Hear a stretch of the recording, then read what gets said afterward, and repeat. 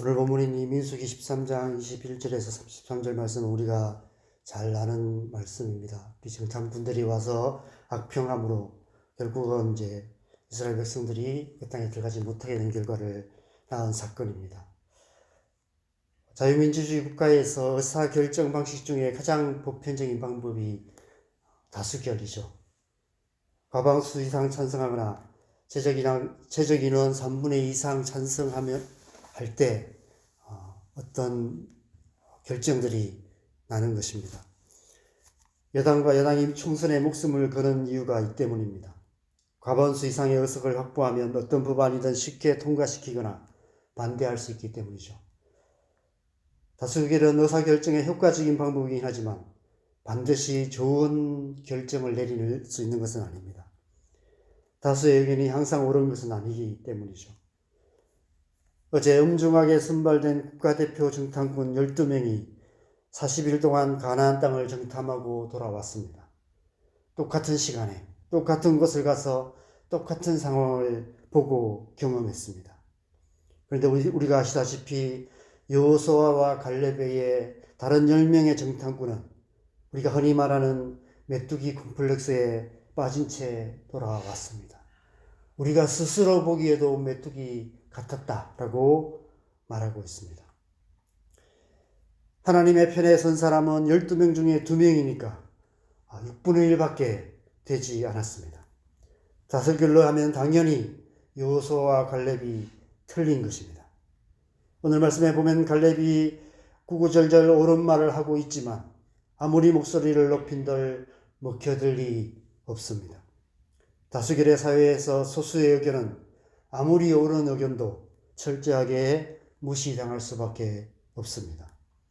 다수결에 의해 결국 백성들 모두가 집단 메뚜기 콤플렉스에 빠지고 말았던 것입니다.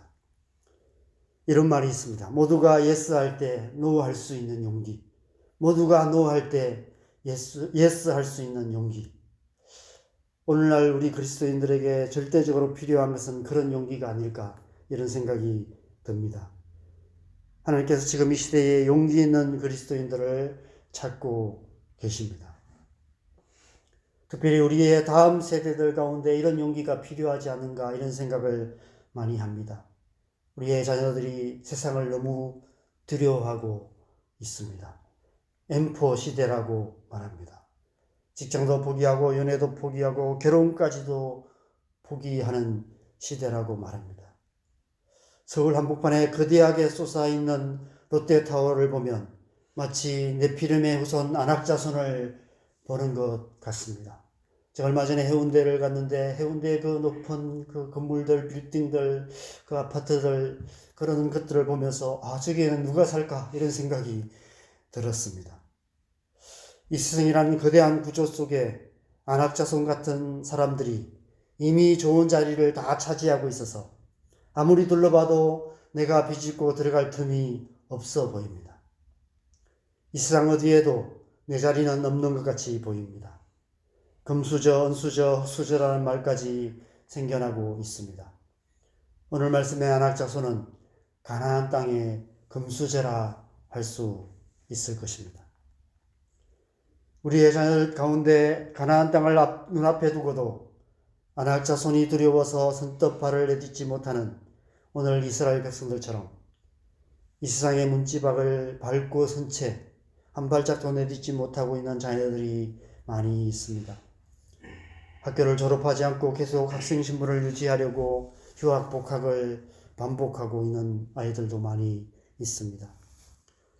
우리의 다음 세대들이 집단 메뚜기 콤플렉스에 빠져버린 것이 아닐까 우려됩니다.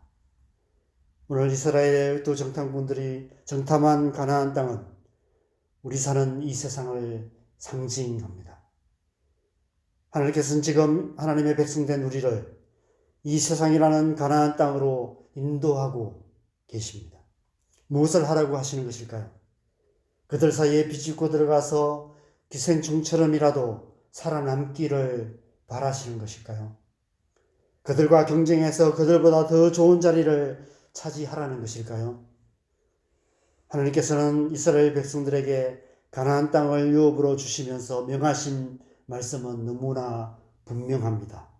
정복하라는 명령입니다. 그 땅을 취하라고 명하셨습니다. 하나님께서 우리를 이 세상 가운데로 보내신 이유도 마찬가지입니다. 예수님께서는 이런 가서 모든 민족을 제자로 삼으라 라고 말씀하셨습니다. 그래서 우리는 이 세상 속으로 들어가야 합니다. 그래서 우리는 모든 민족에게로 가야 합니다. 안악 자손이 버티고 있는 땅이라 할지라도 가서 그 땅을 정복하고 그 땅을 유업으로 취해야만 합니다.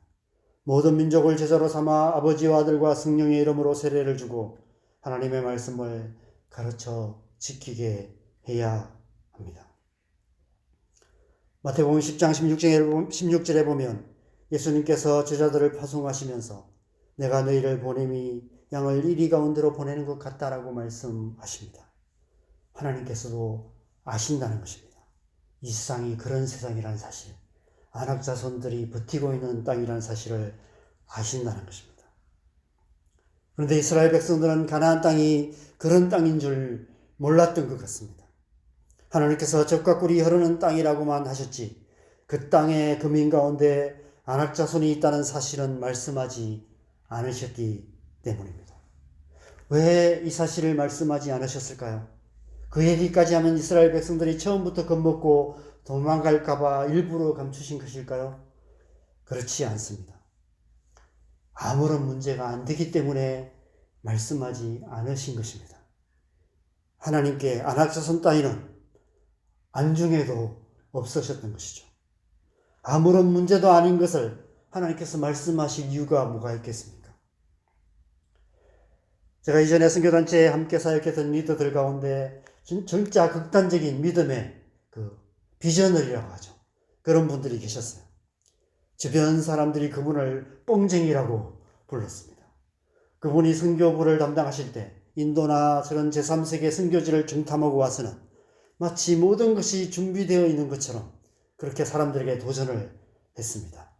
당장 그냥 맨몸으로 나가기만 하면 금방 사역이 일어날 것처럼 그렇게 비전을 선포했습니다.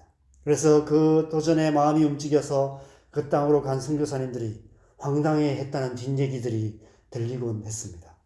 다 준비되어 있는 것처럼 얘기했는데 그래서 갔는데 아무것도 준비되어 있지 않아서 맨 땅에 헤딩해야 했다고 투덜대는 얘기를 들은 적이 있습니다. 그분 눈에는 다른 것이 안 보였던 것이죠. 그것들이 문제가 안 되었던 것입니다. 그분 눈에는 그 땅이 휘어져 추수하게 된 밭으로만 보였던 것입니다. 하나님께서 우리를 이 세상으로 보내십니다. 이 세상은 안악 자손들이 가득한 땅입니다. 그런데 그것이 아무런 문제가 안 되는 것입니다. 왜냐하면 하나님께서 언제나 우리와 함께 계시기 때문입니다. 하나님께서 그들보다 더 강하시기 때문입니다.